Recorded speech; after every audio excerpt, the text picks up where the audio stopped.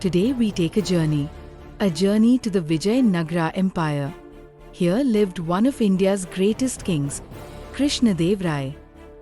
And in his court was a poet unlike any other, Tenali Ramkrishna.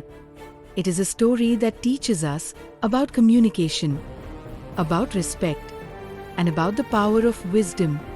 By the end, you will know who Krishnadev Rai was, why his court was so very special, and how Tenali Rama, with just a clever example of paddy seeds, ended a royal quarrel.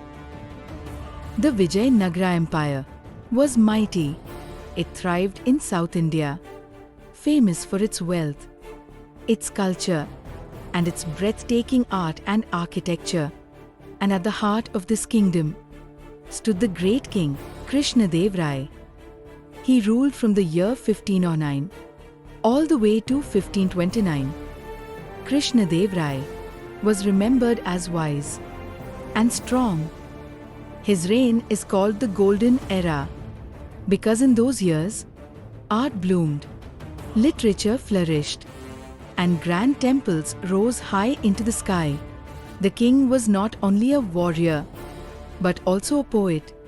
He wrote works like Amuktmalyada and Jambavati Parinayam. The king's court included 8 brilliant poets. They were called the Ashtadigajas, meaning 8 elephants guarding the directions. Among these mighty poets to names shine bright, Allasani Peddan and Tenali Ramkrishna. Tenali Rama was quick-witted and full of humor. He solved problems not with swords, but with wisdom, not with anger, but with intelligence. He was more than a poet. He was the king's trusted advisor. Now listen carefully. One day, a quarrel broke out. A quarrel between King Krishnadev Rai and his queen Thirumlambal. It began with something small, but grew into silence and hurt.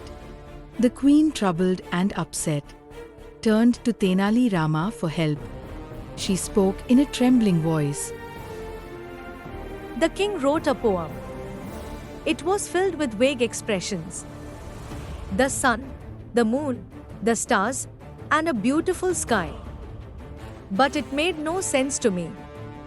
When he recited it to his ministers, they avoided him, making excuses. Later that evening, he came to me, seeking comfort. He began reciting it, but I was so tired after a long, weary day. I yawned, not once, but again and again.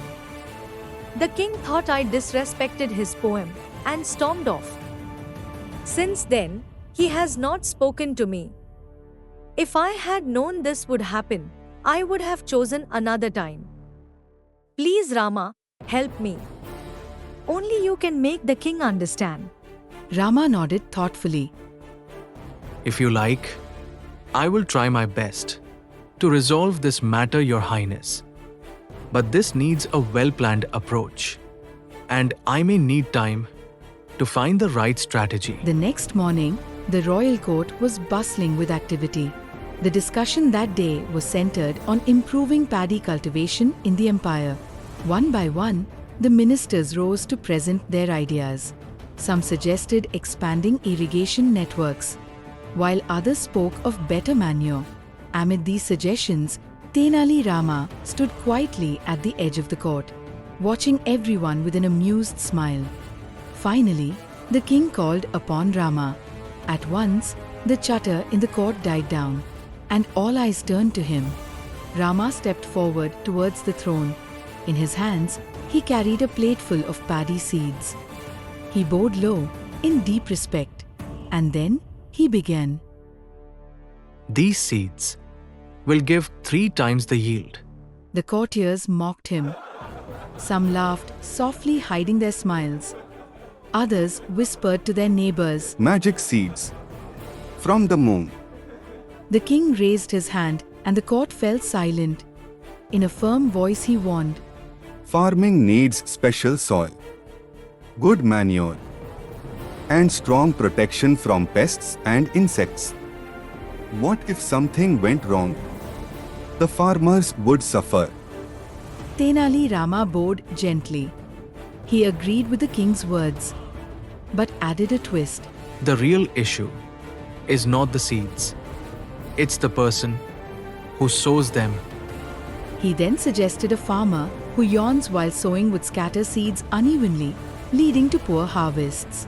The court burst into laughter, including the king, who yawned instinctively. Tenali's point was universal. Everyone yawns. It's a natural body response, often linked to sleepiness or fatigue, not disrespect. His example helped the king connect the court joke to his own misinterpretation at home. That evening, the king apologized to the queen. He had let pride cloud his judgment. The queen, gracious and supportive, asked to hear his poem again. Harmony returned to the palace. The royal couple thanked Tenali with gifts, and once again, the court was filled with joy and laughter. We hope that you have understood the topic. You can now study chapter notes, watch video lectures and solve MCQ tests of this chapter on EduRev to ensure you score well in your school exams. And that's not all. You also get amazing courses for maths, science, English, Hindi and much more for class 8. Thank you.